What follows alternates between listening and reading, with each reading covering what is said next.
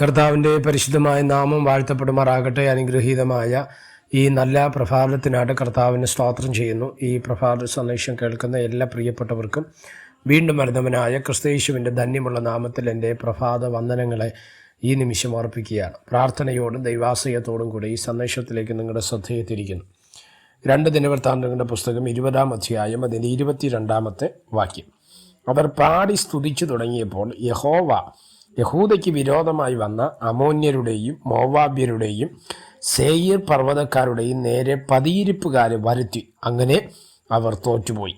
ഈ വാക്യങ്ങൾക്കാണ് ദൈവത്തിന് സ്തോത്രം ചെയ്യുന്നത്. യഹൂദയുടെ രാജാവായിട്ട് യഹോശാഫാത്ത് ആയിരിക്കുന്ന സമയത്ത് യഹോശാഫാത്തിൻ്റെ എതിരായിട്ട് വന്ന ചില പ്രതിസന്ധിയുടെ തലങ്ങളെ നമുക്കവിടെ കാണുവാൻ കഴിയും. ആ പ്രതിസന്ധിയുടെ നിമിത്തം അവർ ഭാരപ്പെടുന്ന സമയത്ത് ദൈവം അവരോട് പറയുന്നൊരു വാചകമുണ്ട് അല്ലേ, നിങ്ങളുടെ ദൈവമായ യഹോവയിൽ വിശ്വസിക്കുവേൻ, എന്നാൽ നിങ്ങൾ ഉറച്ചു നിൽക്കും. അവൻ്റെ പ്രവാചകന്മാരെയും വിശ്വസിക്കുവേൻ, എന്നാൽ നിങ്ങൾ കൃതാർത്ഥരാകും. പിന്നെ അവൻ ജനത്തോട് ആലോചിച്ചിട്ട് വിശുദ്ധാലങ്കാരം ധരിച്ച് സൈന്യത്തിന് മുൻപിൽ നടന്നുകൊണ്ട് വാഴ്ത്തുവാനും യഹോവയെ സ്തുതിക്കുവേൻ, അവൻ്റെത് എന്നേക്കുമുള്ളത് എന്നല്ലോ ഉള്ളതല്ലോ എന്ന് ചൊല്ലുവാനും യഹോവയ്ക്ക് സംഗീതക്കാരെയും നിയമിച്ച മേഖലകളുണ്ട്. ശ്രദ്ധിക്കണം, അവിടെ യുദ്ധം വരുന്ന സമയത്ത് യഹോശാഫാത്ത് അവരോട് പറയുന്നൊരു കാര്യമാണ്, നിങ്ങൾ ദൈവത്തെ സ്തുതിക്കുക.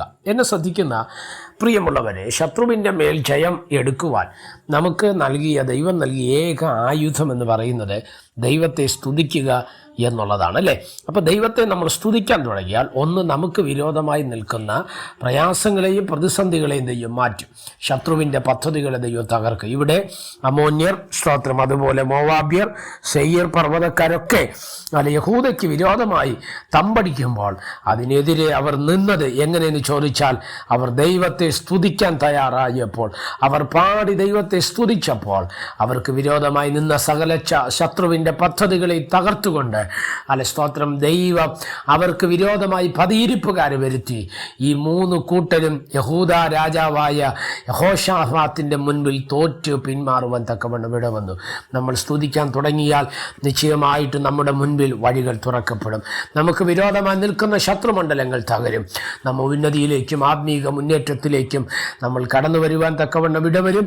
അതിനായിട്ട് ദൈവം നമ്മളെ സഹായിക്കട്ടെ. പ്രാർത്ഥിക്കാം. പരിശുദ്ധനായ ദൈവമേ, സ്വർഗീയ നല്ല പിതാവേ, ഈ സന്ദേശത്തിനാട് സ്തോത്രം ചെയ്യുന്നു. ഈ സന്ദേശം കേൾക്കുന്ന എല്ലാ പ്രിയപ്പെട്ടവരെ തൃക്കരങ്ങൾ തരുന്നു. അവിടെ നിന്ന് ചെറുകടി മറയ്ക്കുകയും സഹായിക്കുകയും അനുഗ്രഹിക്കുകയും ചെയ്താണ് എല്ലാ വഴികളെയും അവിടെ നിന്ന് തുറക്കേണ്ടതിനായി പ്രാർത്ഥിക്കുന്നു. മഹത്വം അങ്ങേക്ക് യേശു കർത്താവിൻ്റെ നാമത്തിൽ തന്നെ. ആമേൻ. എല്ലാവരെയും ദൈവം അനുഗ്രഹിക്കട്ടെ. God bless you.